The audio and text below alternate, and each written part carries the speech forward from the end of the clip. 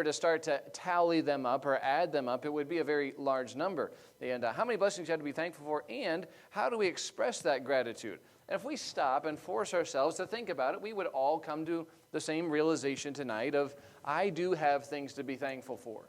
But how often in the course of a day, in the course of a week, do we really stop and take time to think about, you know what, I'm thankful for what God has given me.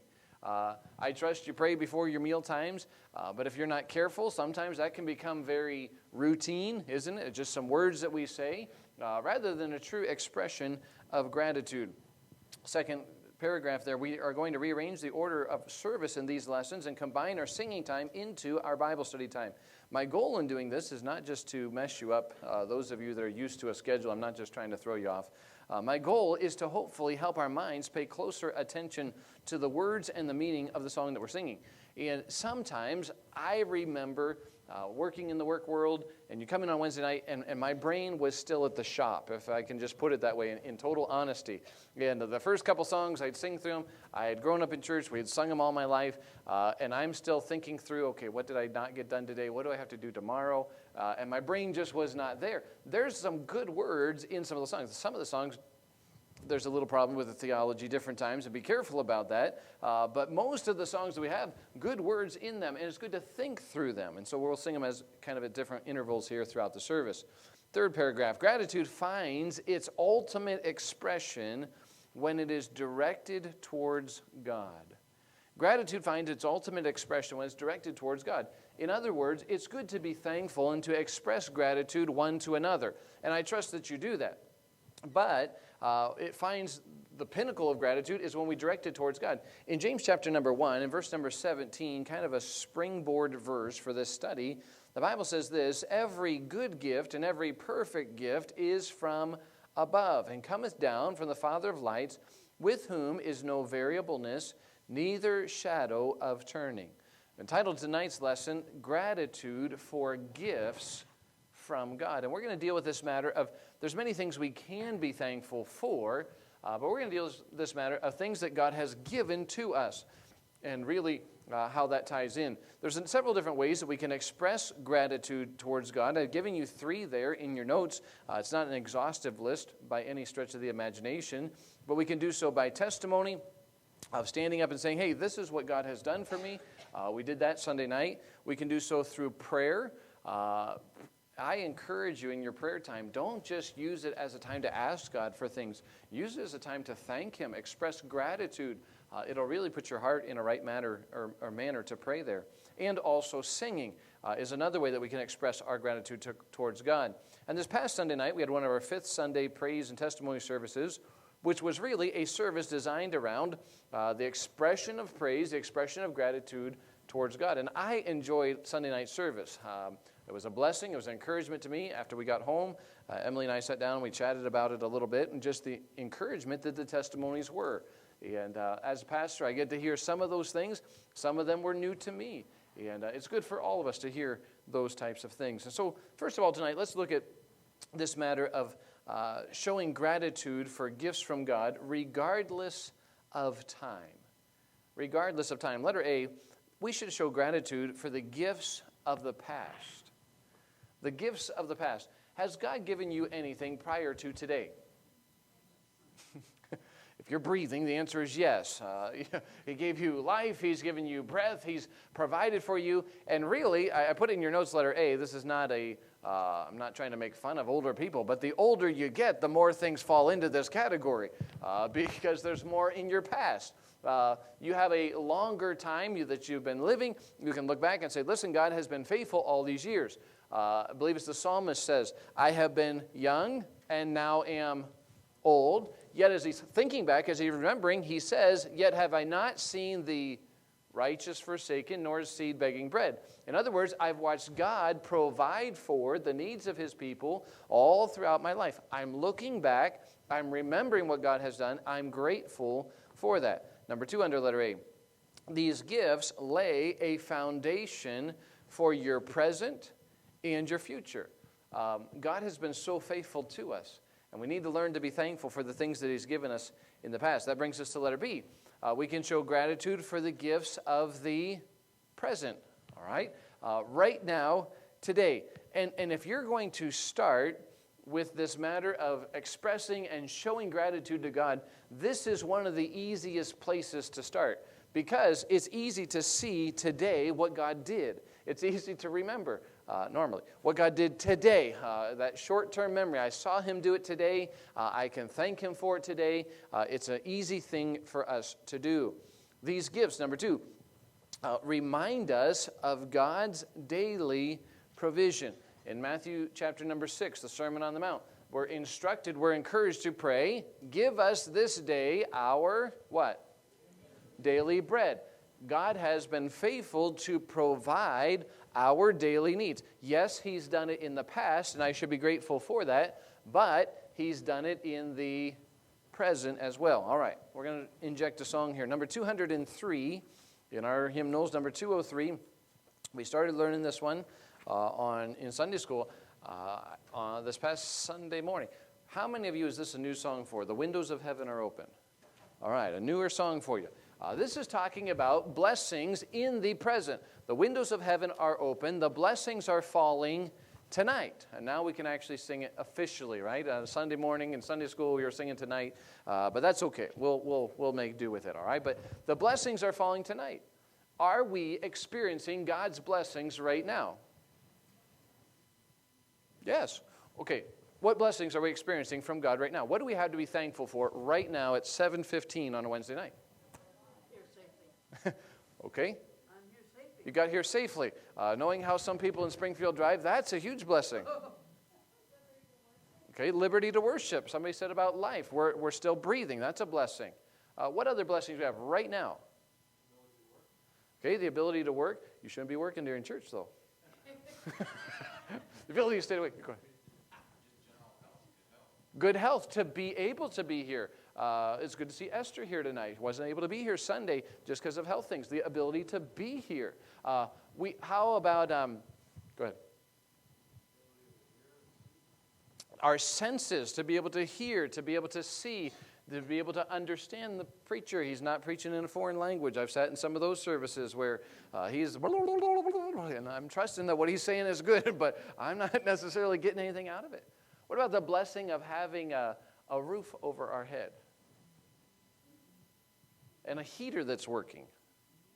Or air conditioner. I mean, we're kind of in that back and forth phase right now. We have blessings right now. There are things that are being poured out at this very moment. Windows of heaven are open. The blessings are falling tonight. The next line in the song says, there's joy, joy, joy in my heart. Why? Since Jesus made everything right. We've focused on some of the external blessings, but for the child of God, right now, in the present, I have the blessing of eternal life that's within me. Even if the roof blew off, even if rain started to come in, I can still have gratitude, I can still have joy in the present moment because Christ is in me. The author here writes, I gave him my old tattered garment, he gave me a robe of pure white. I'm feasting on manna from heaven. The opportunity to learn from God's word. And that's why I'm, what's the word? Happy tonight. Now, we've got happy, we've got joy, we've got all kinds of wonderful words in here. We're going to try to sing through it. I'm going to give you a chance to smile while you're singing it before we have to delete some of the words and make you smile out loud. All right, so let's sing 203. We'll sing through it twice tonight. Here we go. Give us an introduction. The windows of heaven are open. The blessings are falling tonight. There's joy, joy, joy in my heart, since Jesus made everything right. I gave him my old tattered garment. He gave me a robe of pure white. I'm feasting on manna from heaven, and that's why I'm happy tonight. You're doing pretty good singing. Sing it again. The windows of heaven are open. The blessings are falling tonight. There's joy, joy, joy in my heart, since Jesus made everything right. I gave him my old tattered garment. He gave me a robe of pure white. I'm feasting on manna from heaven, and that's why I'm happy tonight. Let that one stick with you this week, all right? So we can show gratitude for gifts of the past, gratitude of gifts of the present. Anybody have a guess of what letter C is going to be? All right, you are sharp tonight. Gratitude for gifts of the future. Say, Pastor, how can I be thankful for gifts that I don't have yet? Our kids have, let me back up a second. The children's grandparents have approached the children's parents and said, we need Christmas lists for the grandchildren. And so we've approached the children about filling out Christmas lists, and the children have been so gracious to do that and turn those back in, and we've turned those back into the grandparents. And so there's some anticipation about possibly some things that may show up at Christmas time. But I have yet to hear any of them going around saying, I'm so thankful that Grandma or Grandpa is going to get me a such and such for Christmas. If they did that, I would shut it down very quickly, right? Because you don't count your chickens before they're hatched. But this is talking about gratitude for things in the future. How can we have that gratitude?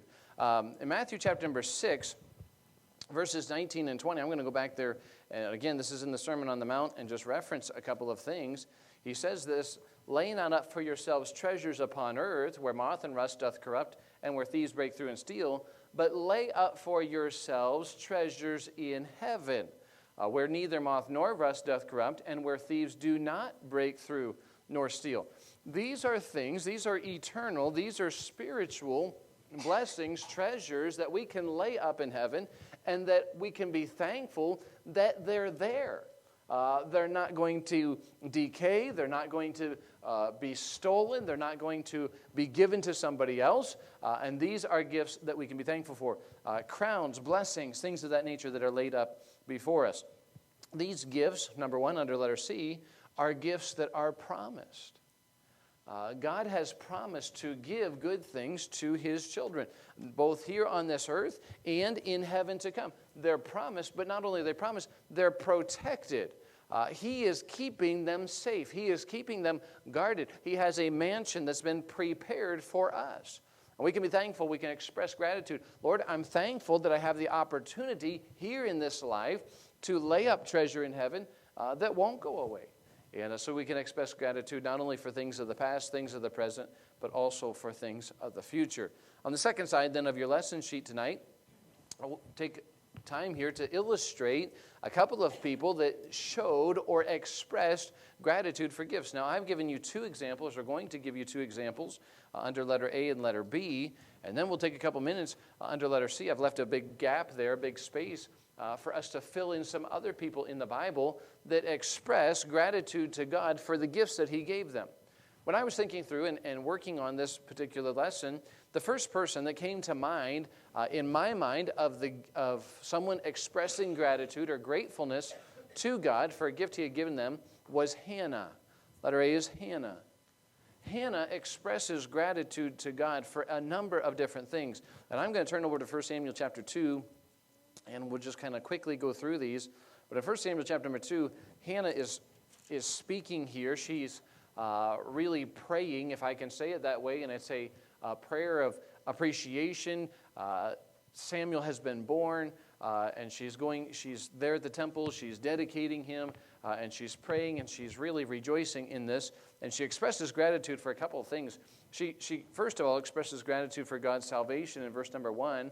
Hannah prayed and said, "My heart rejoiceth in the Lord. Mine horn is exalted in the Lord. My mouth is enlarged over mine enemies, because I rejoice in thy salvation." I'm thankful for the salvation that you've given to me.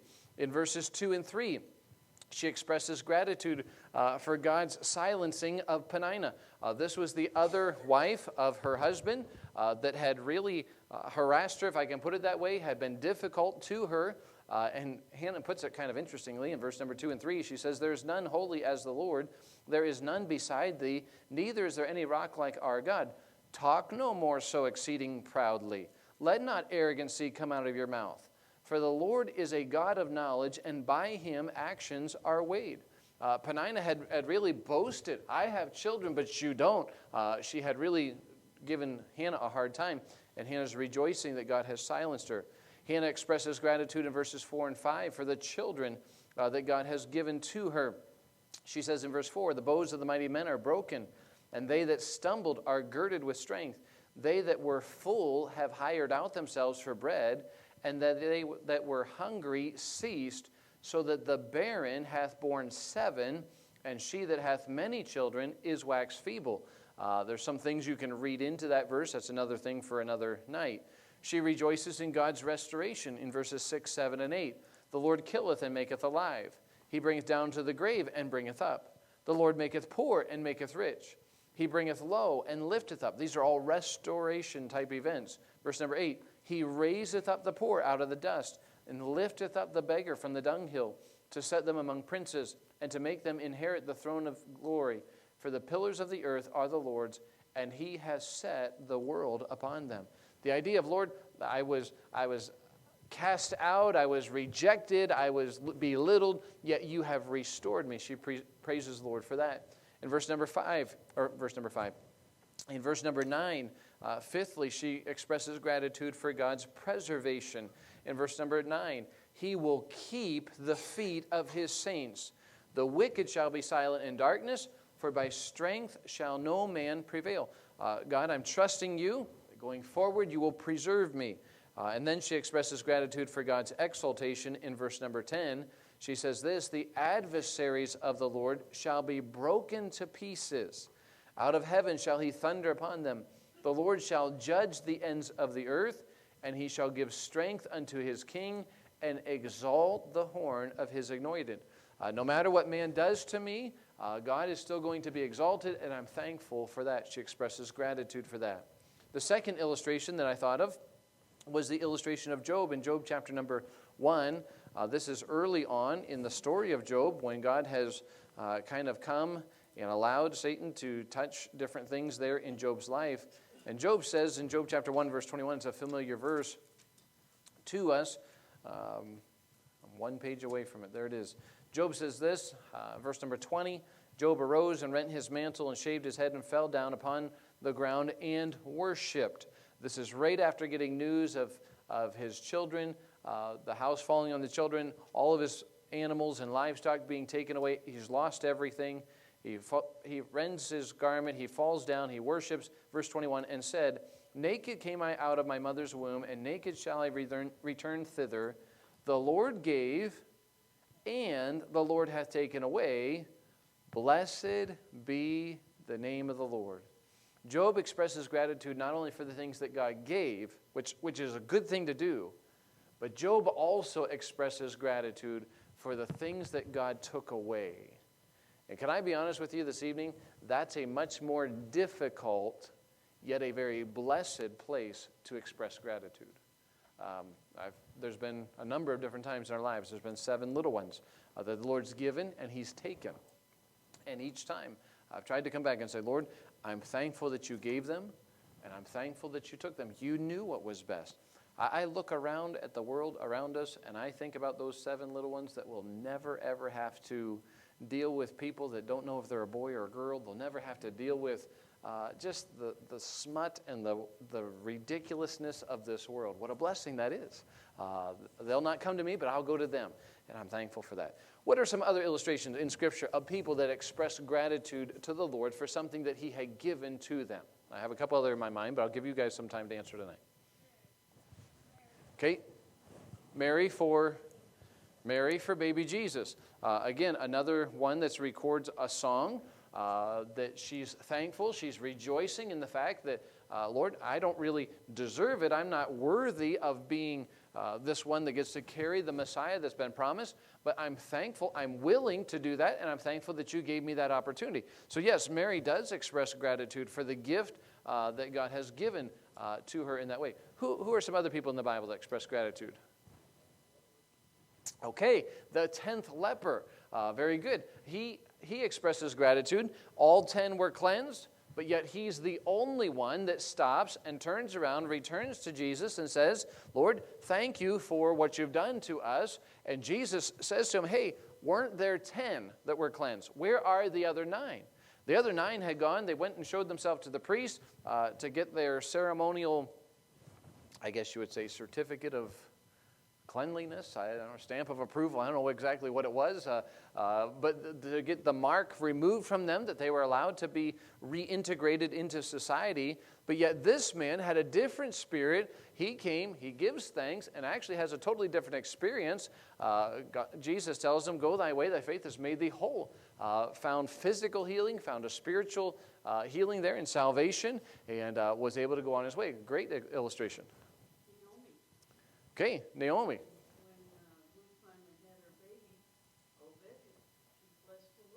Okay, somebody was paying attention in the last series. I appreciate that. When Naomi finally has her baby, or when Naomi has her baby.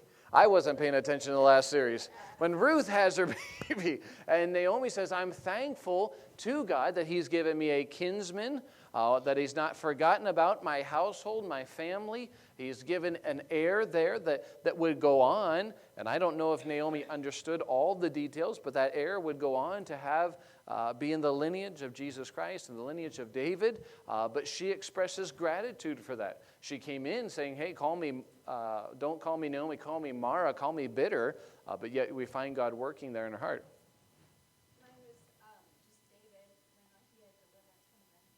Okay, David, when he had deliverance from his enemies, different times when, whether it's the lion, whether it's the bear, whether it's Saul, any of those animals that were after him, any of those threats that were against him, and God delivers him. Many of the Psalms are recorded. Lord, you're my buckler, you're my shield, you're my high tower, you're my defense. These are all expressions of gratitude for that gift that God had given to him. Very good. Paul?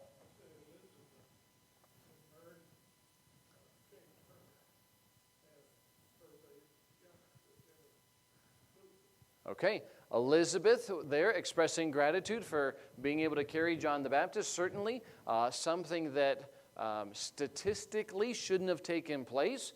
Elizabeth was well up in years, yet God had given her the opportunity.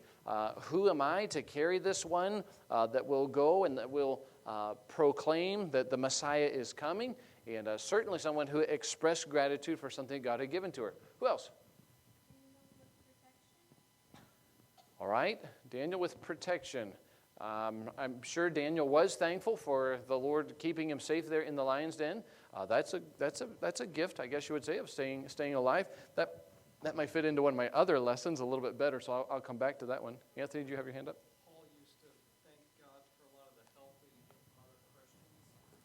Okay, Paul, in the introductions and sometimes in the closings of his epistles, would say, I'm thankful for so-and-so and so-and-so and so-and-so and so-and-so and so, and all these individuals that have been co-laborers, that have been helpers to me in the gospel, that have helped carry the load, that have helped carry these burdens. Paul would also go on to note that he was thankful for something else. What was that? Infirmities. He has this thorn in the flesh. He asks the Lord to take it away. God says to him, my grace is sufficient for you. It's enough to help you get through this. And Paul says, most gladly, therefore, will I rather glory, give thanks for my infirmities. I'm thankful for that which he's given to me in this form of helpers. I'm also thankful for that which he's taken away in the form of my health. A good example there. Who else? Lindsay? What was Solomon express thankfulness for? Okay, expressed his thankfulness to God for that which he had given to him. He didn't use it wisely, but at the beginning of his reign, he started out well and expressed, I think, some gratitude in that. Isaac? What did Timothy express gratitude for? Okay, probably for Paul's teaching. Probably did. I don't know that it's recorded in there, but I probably did. Anyone else didn't get to have one tonight? We could go on and on. Different gifts that God has given to these individuals. Sometimes it was a physical thing. Sometimes it was a spiritual thing. But we have examples all throughout Scripture of those that express gratitude for the gifts from God. Number 3 then tonight, and several thoughts for us as we kind of begin to wrap up the lesson. Let's look then. We've looked at gratitude for gifts regardless of time. We can do it in the past, the present, and the future. We've looked at this matter of illustrations of it. Thirdly tonight, gratitude for gifts from God developed. How do we develop this heart of gratitude? It's good to sit here and think about and to remember other people that have expressed gratitude. But maybe you're here tonight, you say, Pastor, I want to express gratitude. I want to express thankfulness to God for that which He's given to me, the gifts that He's bestowed upon me, even the things that He's taken away from me. But how do I begin to do that? How do I begin to implement that in my life? Letter A, first of all, learn to see God's hand of provision in your life. Learn to see God's hand of provision in your life. God has provided everything that we need. Now let me ask you a question. What do you need in a day? Food? Air. Food, air. We got two. Those are two big ones. Water. Shelter is always a nice bonus. There's a ton of things that we need in a day, isn't there? How long would it take us to go through and think about all the things we need in a day? We could make a list of different things. And do you know there would be things that we would forget about, that we would leave off of our list? There are things every day that God gives to us that we take for granted, aren't there? I remember when we moved to the Arctic, the very first winter that we were in there, I had never been so thankful for light as I was when it started coming back again. You would go into those patches of the winter, and you could even go further north of us where it would stay dark for a long time. But when you wake up in the morning and it's pitch black dark out, and you have your breakfast and you do your devotions and you start working on messages and you do all of that stuff, and it's still pitch black dark out. And you're getting ready to go into town to make some visits, and the sun is just starting to come up, and it's 10 o'clock in the morning. And the sun's just barely starting to get up there, and you say, okay, the day is starting. Well, the day's already been started for a couple of hours, and you go into town, you make a couple of visits, you come home, eat a quick bite for lunch, go back into town to run some errands or make some visits, and by 1:30, 2 o'clock in the afternoon, the sun's already back down. By 3 o'clock, it's completely pitch black dark again. And then 2 hours late, at 3 o'clock in the afternoon, you think you're starving to death because it's dark. I haven't eaten supper yet. Still have 2 hours to wait until supper time and eat supper at 5 o'clock, and you finish up with supper, and by the time you've finished with supper, you think, okay, it's time to go to bed because it's been dark for 3 hours already. 8 o'clock rolls around to put the kids in bed, and Emily and I look at each other and we say, we should just go to bed too. And different times, different things. But we get thankful for light. Then you come into the summertime. Become less thankful for light because it's 11 o'clock at night and it's still bright. These are things that we take for granted. But we need to begin to learn to see God's hand of provision in every area of our life. Just this past week, one of the days of the week, I forget what it was, they were making breakfast, and I heard somebody say, Mom, the word that we hear most often in our house, Mom, being yelled across the house. And the words that followed it was, they're in the middle of making breakfast, and I forget whether they were making pancakes or something, and they said, we don't have any vegetable oil left. And whatever it was, they needed some for the recipe, and we ran out. Apparently, we ran out and didn't have any there. Yeah, what can we use to substitute? I just use water. Ask Dad, just use water. It doesn't work the same way, those of you that cook. And so, have you looked for it? Yes. Have you looked in the pantry for it? Yes. Have you looked where it's supposed to be? Yes. Sometimes you find it right where it's supposed to be. That's always a shocker. Have you looked for it? No, can't find it. And so somebody else ran downstairs, and we hear voices coming back from the pantry. I found one. And then the testimony of the little one that went down there said, right before I went down, I prayed, Lord, would you help me to find one? And there was still one down there. What is that? It's beginning to learn to see God's hand of provision. Now, did an angel fly in our house and put one on the shelf just before? No, it's probably there. It probably just got overlooked. But learning to see God has provided. God has answered. Begin to learn to see God's hand of provision in every aspect of your life. Letter B, or secondly, learn to focus on what God has given you rather than focusing on what you feel He is withholding from you. I'll give you some, I've got some subpoints underneath here. This really helps to develop within you an attitude of gratitude. Number one, learn to choose a heart of gratitude over a heart of entitlement. Learn to choose a heart of gratitude, thankful for what I do have, rather than or over and above a heart of entitlement. This is what he should have given to me. This is what he is withholding from me. Many people have a skewed view of God, and they say, well, God's just keeping good things away from me. My friend, he has everything in store for you that is best for you, that is right for you. He gives those things in his time and in his way. We need to learn to choose to be thankful for what he has given rather than focusing on what we feel he might have withheld from us. Number two, under letter B, learn to thank God for everything that he has given you. Everything he's given you. This isn't always easy. Oh, Pastor, do I have to thank him for that car that keeps breaking down on me? Works some days, doesn't it? Beats walking. I saw an image the other day. It was a horse and a buggy, and it said GM has released the concept for their 2025 vehicles. We're going with gas prices and all this stuff. We're going back to horse and buggy apparently, but I don't think that was real. I think it was just made up. All right, you can't believe everything you read on the internet. What's the point? Be thankful for what we do have. I've said to my family more times than I can remember, I'm glad we don't have to go to church in a horse and buggy.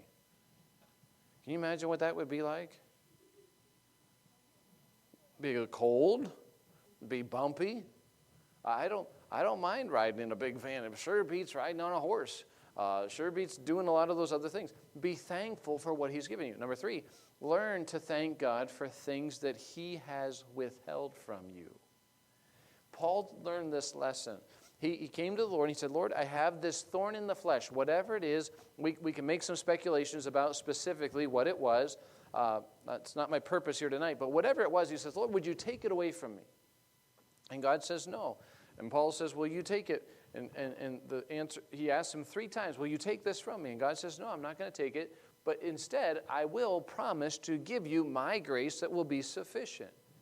And Paul learns to be thankful for it. He learns to glory in it. He learns to rejoice in it, even though the Lord had withheld his healing of that or removal of that thorn in the flesh. Letter C, third way to develop gratitude for the gifts from God.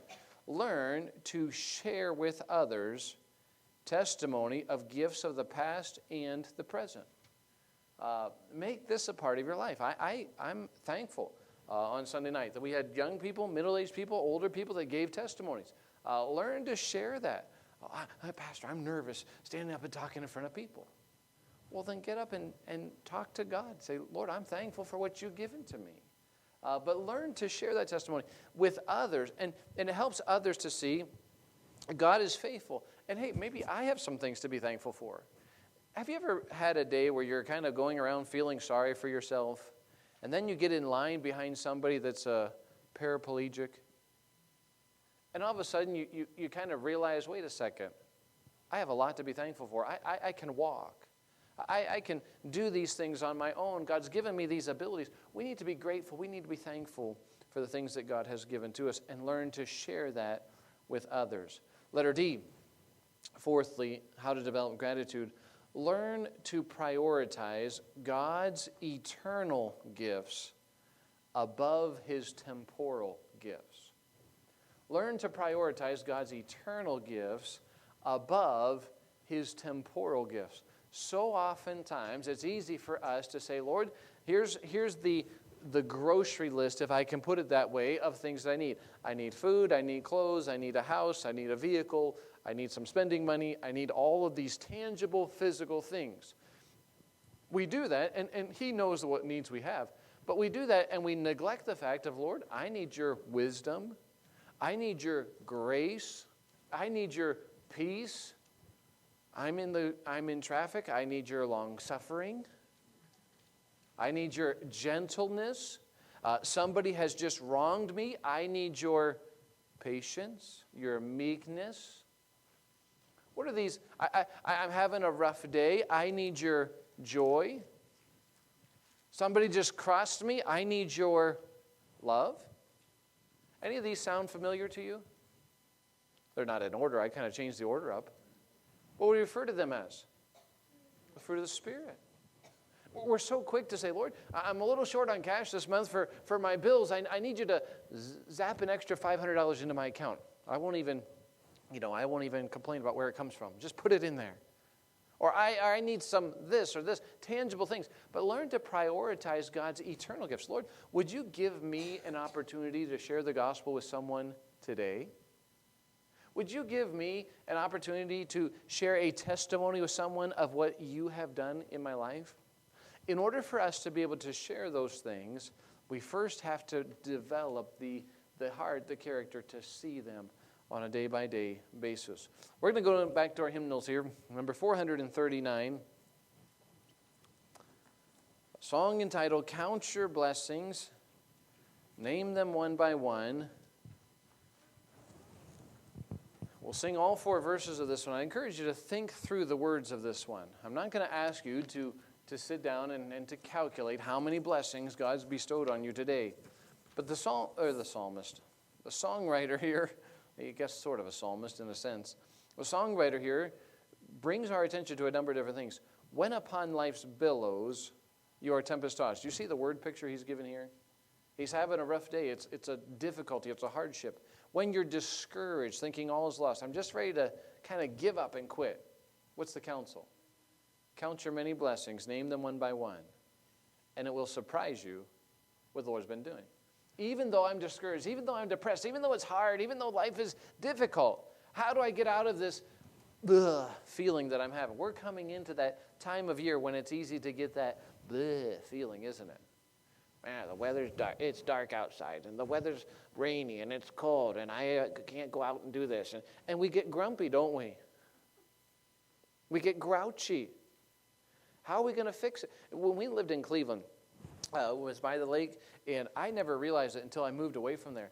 But that city has more cloudy days than almost any city in the United States. It is way up there for the most cloudy days. I just assumed the rest of the world was always cloudy.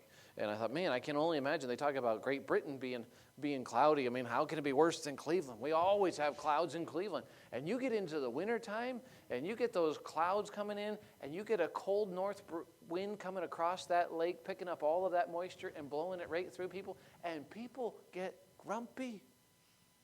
Even Christians get grumpy. They get discouraged. What do? Stop and count your blessings. Be thankful. Second verse. Are you ever burdened with a load of care? Does the cross seem heavy you are called to bear? Count your many blessings. Every doubt will fly, and you'll be singing as the days go by.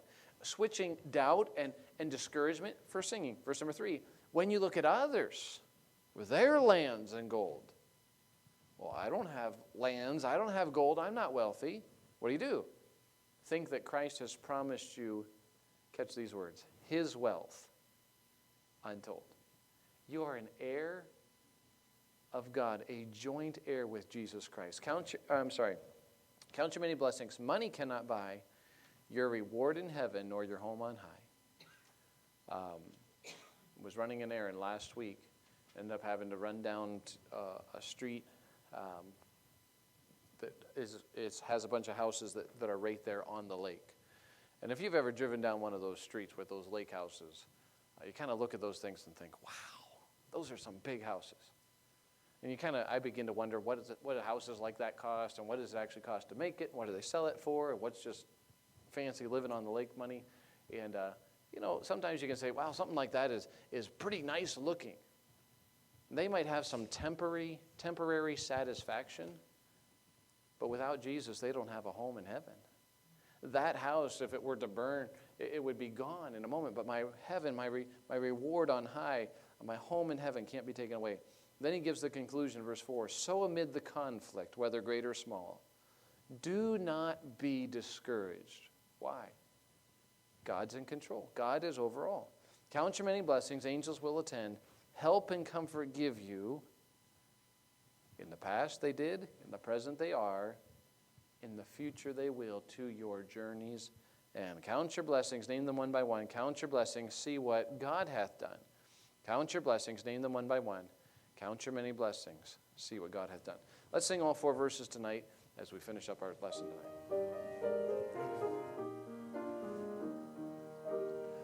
When upon life's billows you are tempest tossed, when you are discouraged thinking all is lost, count your many blessings, name them one by one, and it will surprise you what the Lord hath done. Count your blessings, name them one by one.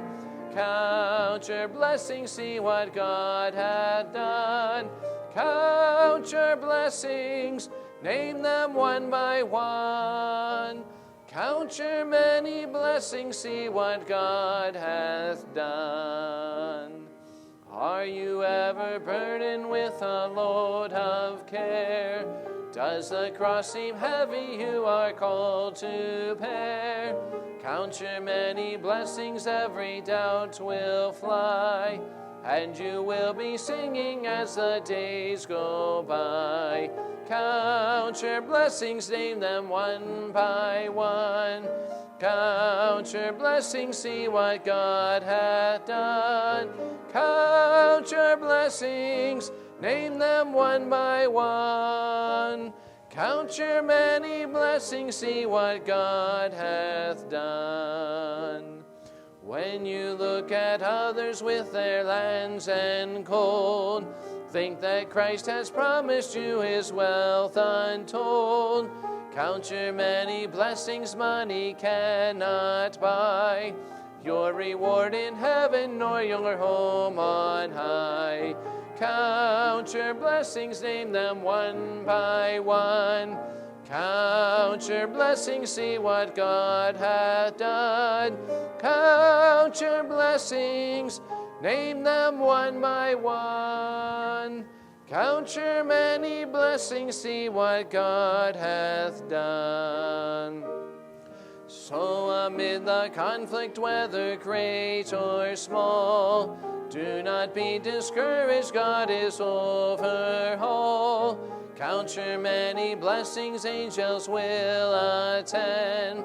Help and comfort give you to your journey's end. Count your blessings, name them one by one. Count your blessings, see what God hath done. Count your blessings, name them one by one. Count your many blessings, see what God hath done. Heavenly Father, Lord, we thank you tonight for the great blessings that you've given to us.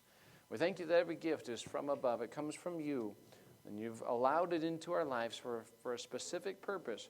It's for our good. It's also an opportunity for us to glorify you. And so, Lord, I pray that you'd help us to develop within us a heart of gratitude for the gifts that you give, the things that you give to us and bestow upon us. And Lord, help us to share that with others and encourage them to see the great God that you are as well.